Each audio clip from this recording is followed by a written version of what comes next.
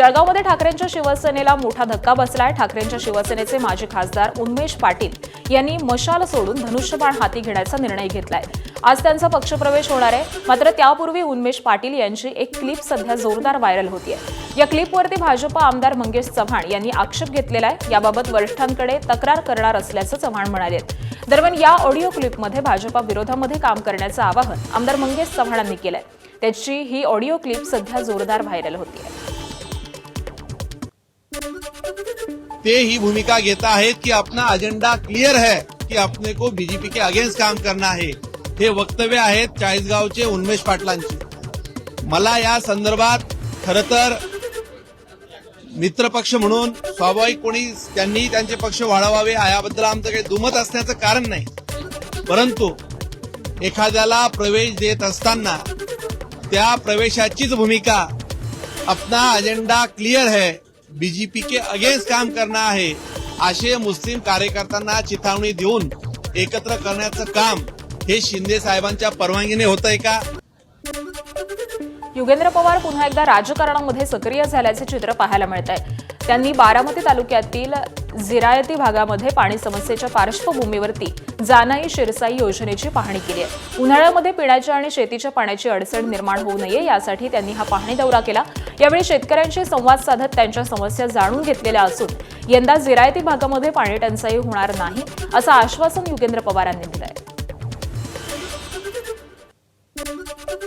मुंबई महापालिकेचं ऐतिहासिक सभागृह लवकरच अद्ययावत करण्यात येणार आहे। नगरसेवकांच्या गोंधळावरती तोडगा काढण्यासाठी सभागृहामध्ये नवीन तांत्रिक व्यवस्था बसवण्याचा विचार सुरू आहे। संवादासाठी आधुनिक माईक आणि माहितीसाठी प्रत्येक बाकावरती स्क्रीन लावण्याची योजना आखली जाते। 1888 मध्ये बांधलेल्या या हेरिटेज इमारतीतील सभागृहामध्ये सध्या या स्क्रीन आणि माईकची चाचणीही सुरू असल्याची माहिती समोर आलेली आहे।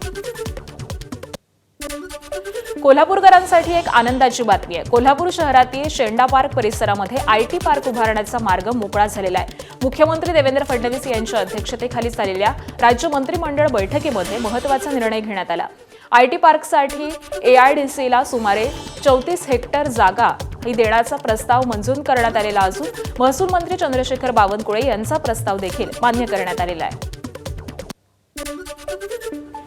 मुंबईतील वीरमाता जिजाबाई भोसले वनस्पती उद्यान आणि प्राणी संग्रहालयामध्ये पर्यटकांसाठी आकर्षक वाढवण्याची दृष्टीनं आशियाई सिंह उपलब्ध करून देण्याची मागणी करण्यात आली आहे। मुंबईच्या महापौर रितू तावडे यांनी गुजरातचे मुख्यमंत्री भूपेंद्रभाई पटेल यांना याबाबत पत्र पाठवलंय। या पत्रामध्ये गुजरातमधील सक्करबाग प्राणी संग्रहालय, जुनागड इथून आशियाई सिंह हे मुंबईतील प्राणी संग्रहालयासाठी उपलब्ध करून द्यावेत अशी विनंती करण्यात आलेली आहे। प्राणी संग्रहालयातील जैवविविधता वाढवण्यासाठी त्याबरोबरच पर्यटकांना अधिक आकर्षित करण्यासाठी आशियाई सिंह उपलब्ध करून देणं हे आवश्यक असल्याचं महापौर रितू तावडे यांनी आपल्या पत्रामध्ये नमूद केलंय। त्याबरोबरच गुजरात सरकारनं याबाबत सकारात्मक निर्णय घ्यावा अशी अपेक्षा देखील त्यांनी व्यक्त केली आहे। ई चलन प्रणाली विरोधामध्ये वाहतूकदार संघटनेकडून राज्यभरामध्ये चक्काजाम आंदोलन करण्यात येत होतं। सरकारनं दंडवसुलीमधून नियमबाह्य लूट सुरू असल्याचा आरोप वाहतूकदारांकडून करण्यात येत होता। दरम्यान संपासंदर्भामध्ये वाहतूक संघटनेची परिवहन मंत्र्यांसोबत बैठक पार पडली। या बैठकीनंतर वाहतूकदारांनी संप तुर्तास स्थगित करून एका आठवड्यासाठी पुढे ढकलण्याचा निर्णय घेतलाय। तर परिवहन मंत्री प्रताप सरनाईक यांनी वाहतूकदारांच्या मागण्यांवरती सकारात्मक भूमिका घेत लवकरच उपमुख्यमंत्री शिंदेंसोबत चर्चा घडवून आणण्याचे आश्वासन दिले। सरनाईक यांनी वाहतूक संघटनांना असं लेखी आश्वासनही दिलेलं आहे। मंत्र्यांच्या आश्वासनानंतर वाहतूक संघटनांनी तुर्तास संप स्थगित केलाय। काल माननीय मुख्यमंत्र्यांशी चर्चा झाली।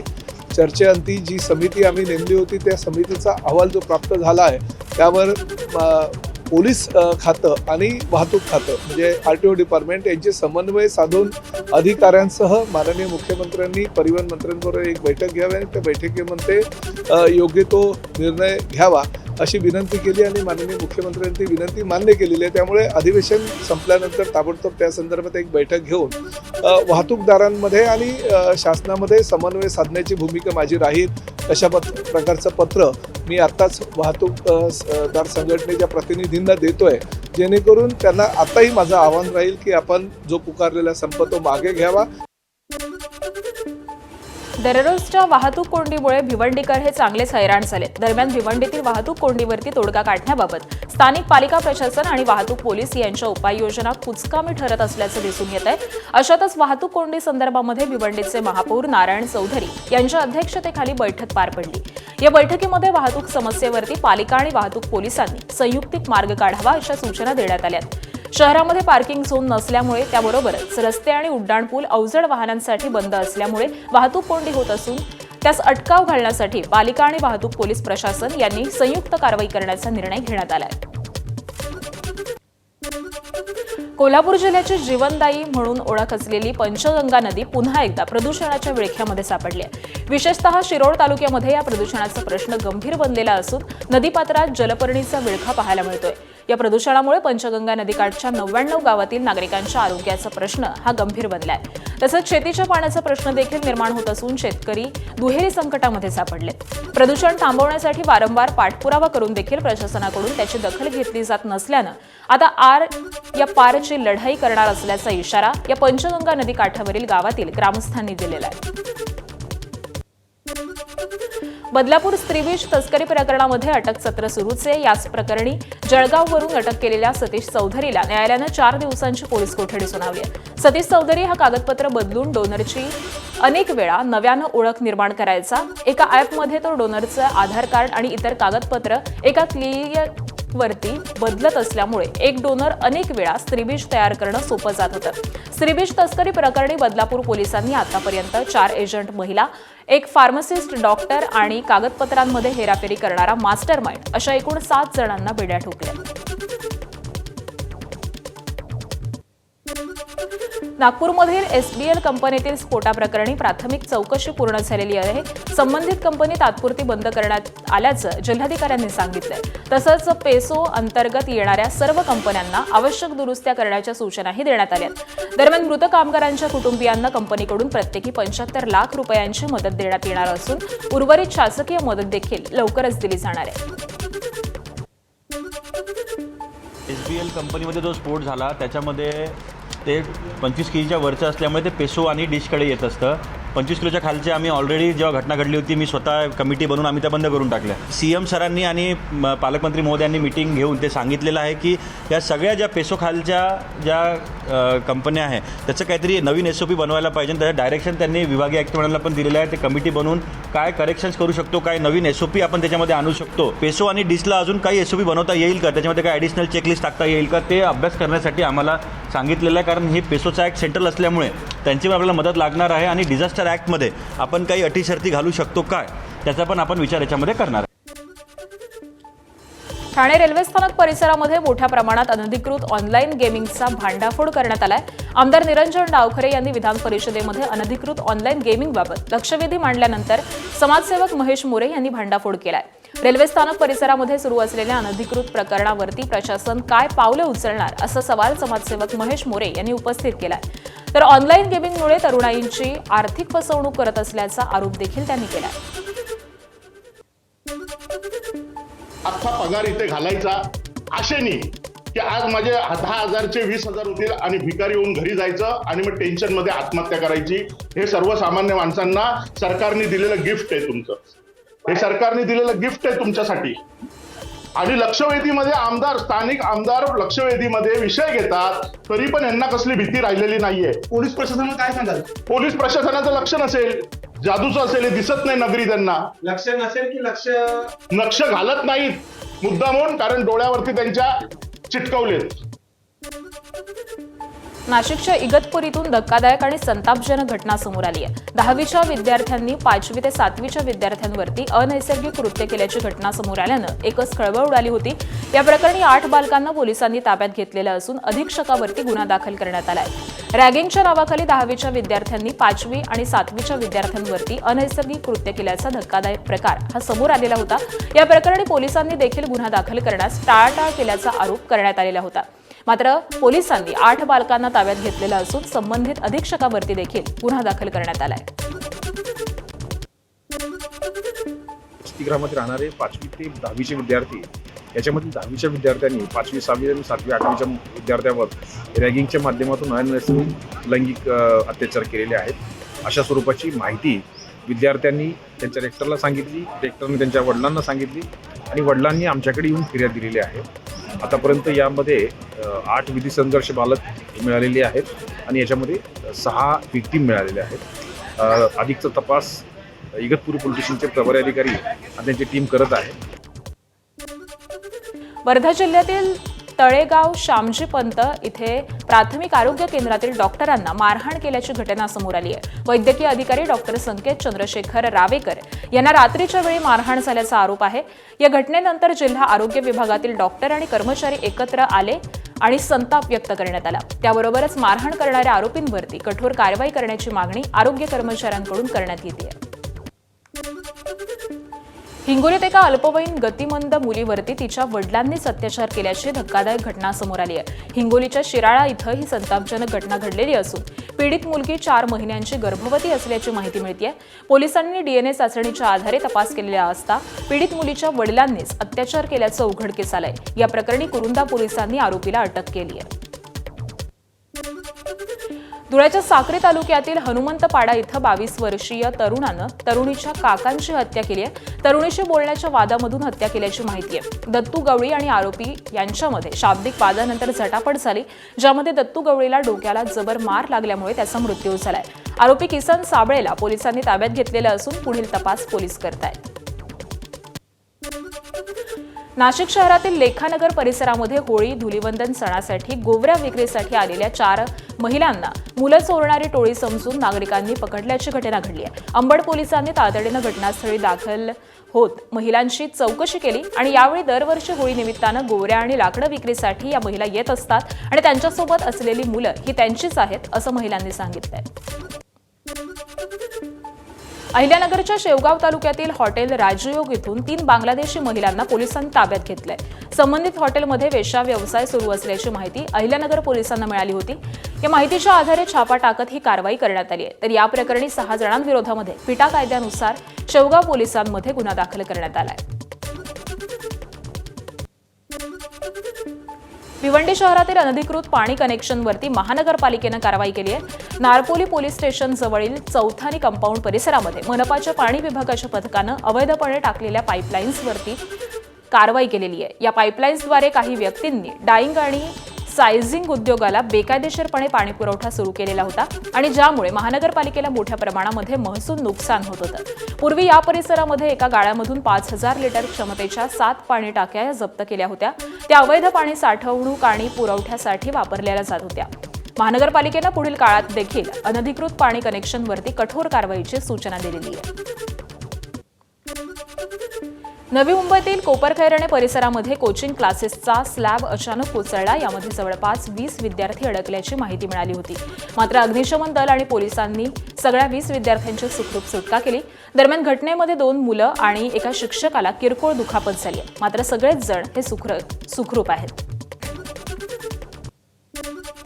अहिल्यानगरच्या कोपरगाव तालुक्यातील वारी गावामध्ये शेतकरी आणि नागरिकांसाठी सेवा पुरवणारी उंच पाण्याची टाकी अचानक कोसळली. ही सुमारे 1 लाख लिटर क्षमतेची टाकी मध्यरात्रीच्या सुमारास कोसळल्यामुळे परिसरामध्ये एकच खळबळ उडाली.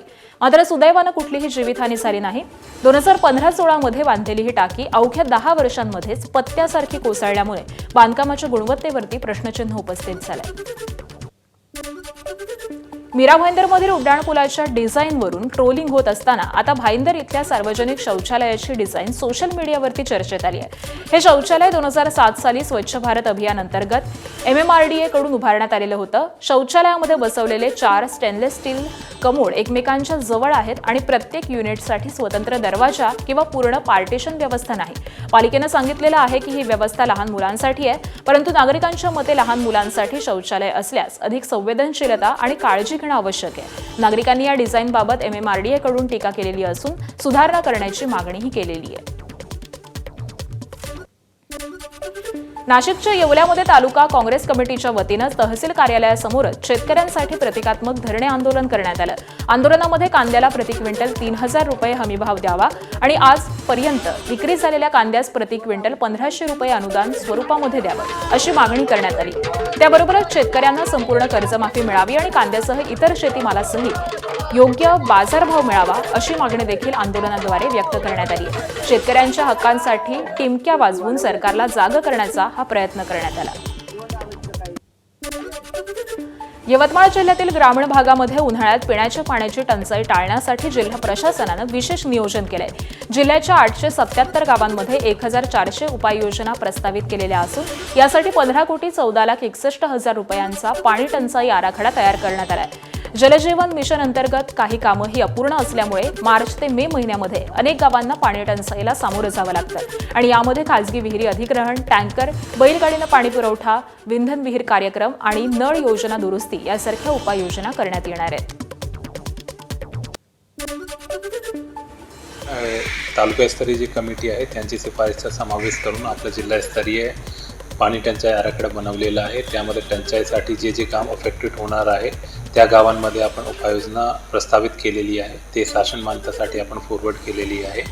आणि त्यासोबत महत्त्वाचं आहे की ह्यावर्षी आम्ही DPCमध्ये जो कृषी खात्याला आपण निधी देतो त्यामध्ये जलधाराचं काम प्रायोगिक तत्वावर प्रथमदा आपल्या जिल्ह्यामध्ये घेत आहे. यावर्षी आपल्याला टंचाईची परिस्थिती कमी राहणार आहे, कारण की मोस्टली जितके बी आपले रिझर्ववेअर आहे, डॅम्स आहे, ते मोस्टली फुल कॅपॅसिटीमध्ये भरलेले आहे. अहिल्यानगरमध्ये आज तिथीनुसार शिवजयंती साजरी होणार आहे. या पार्श्वभूमीवरती माजी उपमहापौर आणि नगरसेवक श्रीपाद छिंदम यांनी काही वर्षांपूर्वी छत्रपती शिवाजी महाराजांचा अपमान केल्याची घटना घडली होती आणि त्यानंतर यावर्षी पुन्हा शिवजयंती साजरी करण्याचा छिंदमचा निर्णय झालेला आहे. सकल मराठा समाजानं या निर्णयावरती विरोध व्यक्त करत पोलीस अधीक्षक सोमनाथ घारगे यांना निवेदन दिलंय. छिंदम यांना छत्रपती शिवाजी महाराजांची जयंती साजरी करण्याचा नैतिक अधिकार नाही असं निवेदनामध्ये म्हणण्यात आलंय. कोकणात शिमगोत्सवाच्या पार्श्वभूमीवरती देवाच्या पालखी आता घरोघरी जाऊ लागल्यात. यामुळे प्रत्येक कोकणी घरामध्ये देवाच्या आगमनानं एक वेगळाच आनंद पाहायला मिळतोय. ग्रामदेवता घरी आल्यानंतर त्याची विधिवत पूजा करणं, पारंपरिक गाणी गात देवाची महती अधोरेखित करणं ही प्रथा आजही जपली जाते. कोकणातील विविध भागांमध्ये आणि गावांमध्ये शिमग्यामध्ये विविध प्रकारचे उत्सव आणि प्रथा पाहायला मिळतात आणि ज्यामुळे या सणाची वैशिष्ट्यपूर्ण रंगत ही कायम राहते. रत्नागिरीच्या शिरंबवली गावामध्ये यंदा देखील देव सोमेश्वरच्या शिमगोत्सवाचं मोठ्या उत्साहामध्ये आयोजन करण्यात आलं. सालाबादप्रमाणे हा सण पारंपरिक पद्धतीनं साजरा करण्यात आला. गावकऱ्यांनी देवाची पालखी नाचवत जत्रेचा आनंद घेतला आणि यावेळी उत्सवामध्ये देवाचं पूजन, भजन आणि पारंपरिक विधी पार पाडण्यात आलेला आहे.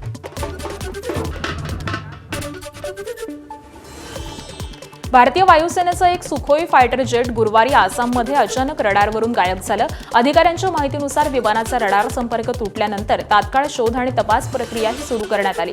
प्राथमिक माहितीनुसार सुखोई 30 जेट गुरुवारी संध्याकाळी सुमारे 7 वाजता कार्बी आंगलाँग या जिल्ह्यामध्ये बेपत्ता झालाय. अहवालामध्ये दावा करण्यात आलेला आहे की विमान कोसळलेलं असून लोकांनी स्फोटाचा आवाज ऐकला आहे, मात्र याची अधिकृत पुष्टी मिळालेली नाही. विमान नियमित उड्डाणावरती किंवा मोहिमेवरती असताना अचानक ग्राउंड कंट्रोलचे संपर्क तुटल्याचं सांगितलं जात आहे. तात्काळ अलर्ट जारी करण्यात आलेला असून आसाममध्ये शोध मोहीम ही सुरू करण्यात आली आहे. अमेरिका आणि इस्रायलच्या हल्ल्यामध्ये 5 दिवसांपूर्वी इराणचे माजी सर्वोच्च नेते अयातुल्ला अली खामेनींचा मृत्यू झाला होता. त्याचे जगभरामध्ये पडसाद उमटले. भारतानं मात्र प्रतिक्रिया दिली नव्हती. अखेरीस 5 दिवसांनंतर भारताचे परराष्ट्र सचिव विक्रम मिस्रींनी नवी दिल्लीतील इराणी दूतावास गाठलं. या ठिकाणी मिस्री यांनी शोकपुस्तिकेवरती स्वाक्षरी करत खामेनींच्या मृत्यूबाबत संवेदना व्यक्त केली आहे. त्याप्रमाणे इराणविषयी एकजुटतेची भावनाही व्यक्त केलेली आहे. अमेरिका इस्रायल विरुद्ध इराण युद्धाबाबत पंतप्रधान मोदींनी वक्तव्य केलंय. लष्करी संघर्षातून कोणताही प्रश्न सुटू शकत नाही असं पंतप्रधानांनी म्हटलंय. तसंच हे युद्ध लवकरच संपवावं असं आवाहन देखील मोदींनी केलंय. भारत और फिनलैंड दोनों रूल ऑफ लॉ, डायलॉग और डिप्लोमेसी में विश्वास रखते हैं. हम एकमत है कि केवल मिलिट्री कॉन्फ्लिक्ट से किसी भी मुद्दे का समाधान नहीं निकल सकता. यूक्रेन हो या पश्चिमी एशिया, हम संघर्ष की शीघ्र समाप्ति और शांति के हर प्रयास का समर्थन करते रहेंगे. टीम इंडियानं इंग्लंडचा पराभव करून यंदाच्या आयसीसी T20 विश्वचषकाच्या अंतिम फेरीमध्ये धडक मारली आहे. मुंबईच्या वानखेडे स्टेडियमवरती झालेल्या या चुरशीच्या सामन्यामध्ये भारतानं इंग्लंडवरती 7 धावांनी मात केली. भारतानं दिलेल्या 254 धावांच्या आव्हानाचा पाठलाग करताना इंग्लंडच्या फलंदाजांनी कडवी झुंज दिली. मात्र तरीही इंग्लंडचे प्रयत्न 7 धावांनी अपुरे पडले. भारताकडून जसप्रीत बुमराहनं प्रभावी मारा करताना 4 षटकामध्ये 33 धावा देत 1 विकेट घेतली, तर हार्दिक पांड्यानं देखील 38 धावांमध्ये 2 विकेट्स घेत भारताच्या विजयामध्ये मोलाचं योगदान दिलंय. या विजयासह भारतानं चौथ्यांदा स्पर्धेच्या फायनलमध्ये धडक मारलेली आहे.